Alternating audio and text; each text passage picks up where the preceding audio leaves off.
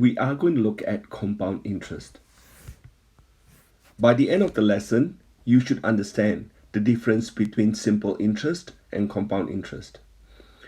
You should be able to calculate the compound interest using a table and be able to use the compound interest formula to determine the final amount. Now, let's use as example to look at the difference between simple interest and compound interest. We are getting a personal loan of $6,000 for a car, which will be paid back at a rate of 9% per annum for 5 years. So let's calculate that simple interest first. By the way, simple interest is also known as flat rate. Some book will use flat rate instead of simple interest. Now we know that the principal is $6,000, the rate is 9% per annum or 0.09, and T is 5 years.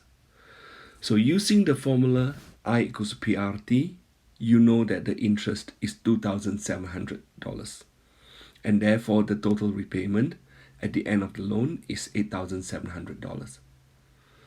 So now let's think about it for simple interest. We are assuming that the principal is the same for each of the 5 years. The interest is calculated based on $6,000 every year for that 5 years period. Right? Now, bear that in mind. There's no change in principal. What about compound interest? In the case of compound interest, the interest earned at the end of the year is added to the principal. So the interest earned at the end of the year is then calculated based on the principal with the added interest. So let's take a quick example. So here, if year 1, we put in $100. Now, and then 10% of interest rate will give us $10 for that year. So at the end of the year, we have $110. That's the start of the year 2, we have 110. This time, we calculate the interest based on the 110 instead of $100. So again, 10% interest rate.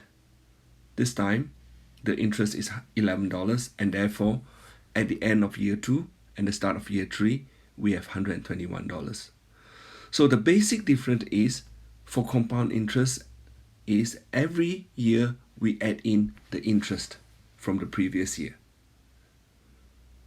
Let's go back to the example of personal loan of $6,000.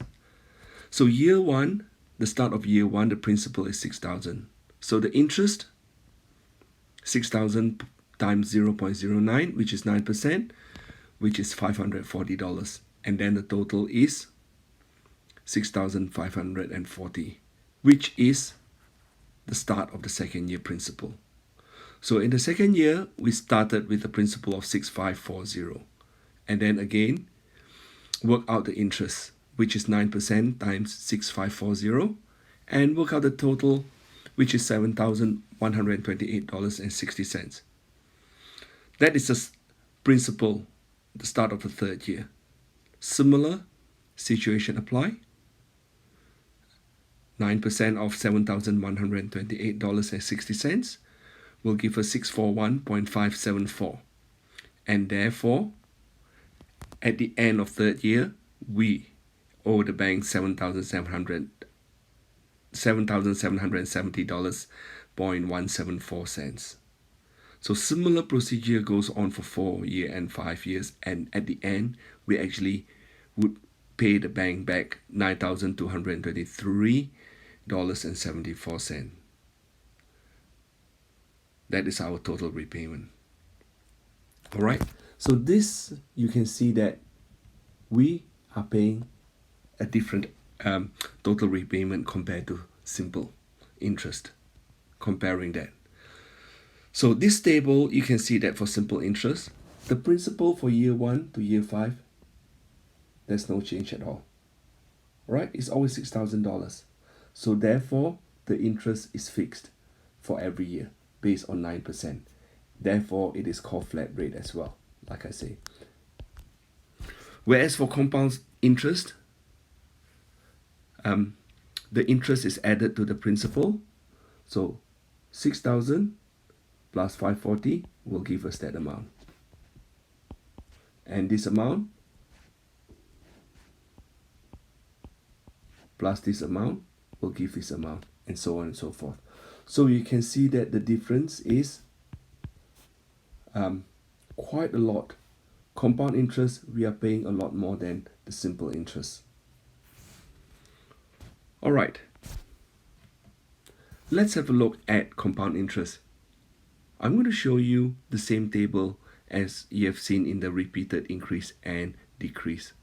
So this time, if I start off the principal at $6,000, we know the total is 6,000 plus, this is 9% of $6,000.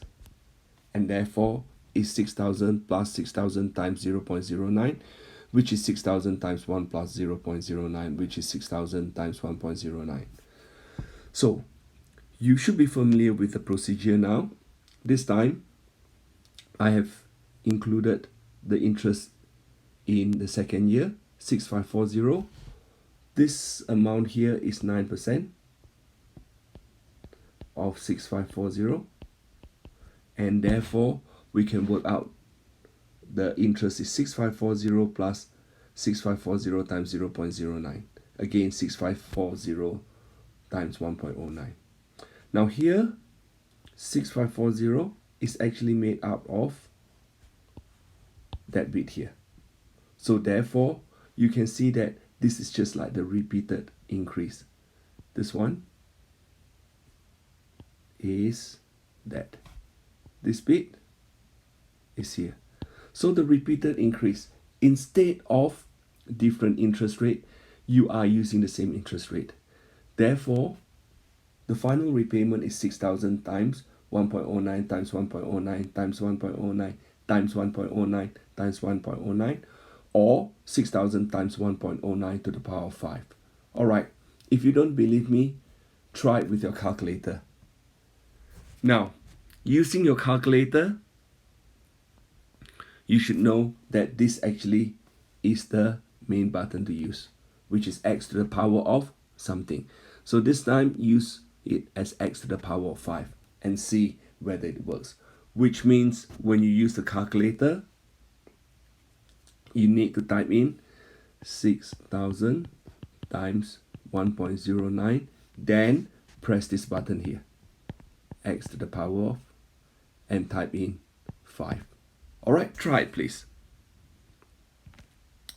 Now, to sum it up, the compound interest formula is A equals to P times 1 plus R to the power of T, where A is the final amount, P is the principal, R is the rate per annum, and T is the number of years if compounded yearly or annually.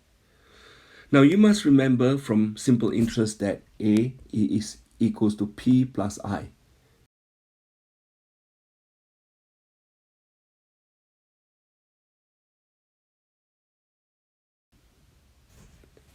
Let's look at a couple of examples. Example 1. If P is $3,000, R is 15%, T is 6 years, compounded annually or yearly, you can use a formula and work out what A is. A is therefore 3,000 times 1 plus 0.15 to the power of 6. Use your calculator and it works out to be $6,939.18. Now, please note that when you're answering this sort of question, always give the final answer in 2 decimal place. Example 2. Before you look at my answer, can you please try it out using your calculator? Principal is $1,500. Rate is 0.078 or 7.8%. And the year is, total duration is 12 years. If you've done it correctly, the answer should be the same as mine, $3,694.17. Right, what I'm going to do next is to show you a worded problems. This time, let's look at this worded problem. Kathy borrowed $40,000 from the bank to start her own business. The interest rate is 6% per annum, compounded annually. Kathy will pay the whole loan back at the end of the loan period, which is 4 years. So we need to work out what is the total amount Kathy has to pay back the bank at the end of the 4 years. What is the total interest paid by Kathy? And how much would Kathy have to pay the bank if the bank were charging 8% per annum simple interest for the same duration? Alright, let's have a look at the first problem. We know that P is 40,000, R is 6%, and T is 4 years. So therefore, using the formula that I gave you, Kathy would have to pay back $50,499.08. Now, to work out the interest, we know A equals to principal plus interest. So therefore, I is actually equals to A, the final amount minus the principal. We know the principal is 40,000. So therefore, the total interest paid by Kathy is $10,499.08. Now this time, let's look at it. 8% simple rate. Alright, simple interest. I equals to PRT.